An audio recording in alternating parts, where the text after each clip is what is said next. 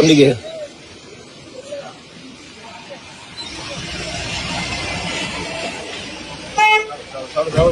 কিছু বলবে ভাই? ভাই যাও না বাবা, একটু দাও, কাজ করতে দাও না। যাও, ঠিক আছে। টেনশন কিসে? টেনশন কিসে? টেনশন হচ্ছে নাকি? হ্যাঁ, কিন্তু লড়াই বিশাল জোর হবে। লড়াই বিশাল জোর হবে। বলো, সেদিন নমরুদ জ্বালিয়েছে না জ্বালাইনে? এজিদ জ্বালিয়েছে না জ্বালাইনে? আজকে এরা জ্বালাচ্ছে না জ্বালাইনে? মনে রেখে দিও, এই লড়াইয়ে তোমার আমার জীবনটাও যেতে হতে পারে। আফসোস আছে, দুঃখ আছে।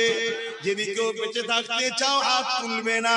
যদি জীবনটাও হকের জন্য, রহমানের জন্য, জালিম শাসকদের বিরুদ্ধে লড়তে কি যদি যায়, এই জীবন তারা কুরবানি করতে পারবে? হাত তুলে দেখাও। প্রথমে হাত আমি তুললাম, দিতে রাজি আছি।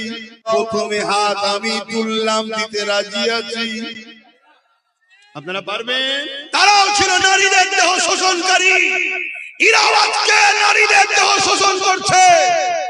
নাই বলো, এখনো কেন তিলক তোমার বোনের ইনসাফ হলো না? তাহলে কি করতে তোরা ক্ষমতায় বসে আছিস?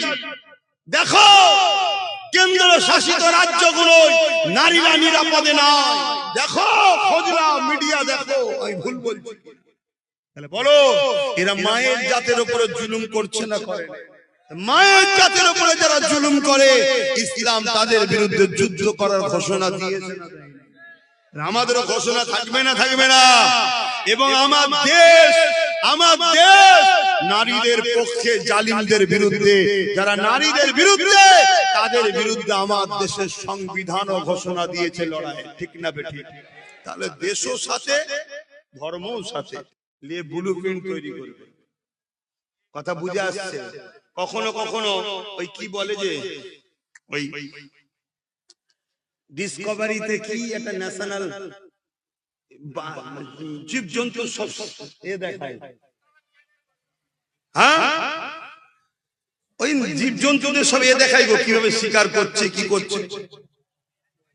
হ্যাঁ, ওই যাই হোক, তুমি যদি বুঝতে পেরে যাও তো ভালো। কখনো কখনো ওই বাঘকে দেখবে কিভাবে শিকার করে, চুপ করে বসে থাকে, চুপ করে বসে থাকে, চুপ করে বসে বসে বসে বসে অনেক সুন্দর দেখবে। কথা বুঝে আসছে না? ওই রকম ভাবে তুমি প্ল্যান করো, পরিকল্পনা করো, করে তারপরে তোমাকে তোমার বাচ্চার ভবিষ্যতের কথাও ভাবা দরকার আছে না? না, তুমি তো গার্জেন, তোমার অধীনস্থ এইগুলো, এগুলো কি অপরাধ করেছে তোমার ঘরে জন্ম নিয়ে? তুমি গাই খেলা হয়ে আবেগে ঘুরলে তো হবে না, এগুলোকে খেয়াল রাখতে হবে। আমার কোরআনের নামে মিথ্যাচার হয়, আমার ইসলামের নামে মিথ্যাচার হয়। আমার নদিয়াতে রাজ্য সরকার বোলডুজার দিয়ে ঈদগাহ দখল করছে, দুর্গাপুরে বোলডুজার দিয়ে মাদ্রাসা ভাঙছে। আমরা থাকবো না, তোমরা নিচু জাত হবে। কথা মাথায় ঢুকছে না? ঢুকে না?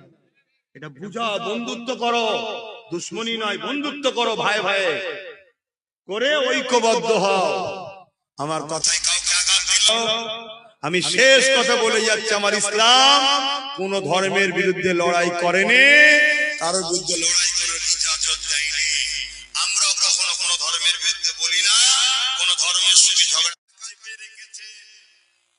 চেপে রাখার পরও যদি এই হয়, খুলিয়ে দিলে কি হবে? কথা বুঝে আসছে না? এই জন্য চেপে রেখেছে। মন দিয়ে শোনো, মন দিয়ে শোনো, বোঝার চেষ্টা করো।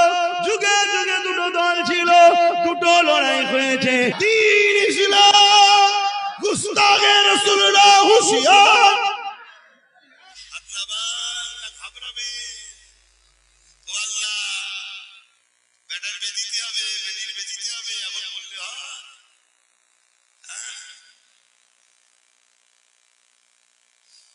তুমি কতদিনের জন্য এসছো জানা আছে? কারো জানা আছে? আর আল্লাহ যদি তোমায় বলে রাখো, তুমি হাজারো মোকাবেলার পরে বাদশা হতভাগা আকবর মুজাদ্দিদ আল-কাসানির বিরুদ্ধে পুরো মিলিটারি ফোর্স নামিয়ে দিয়েছিল। কি লড়াই! লাস্টে মুজাদ্দিদ আল-কাসানি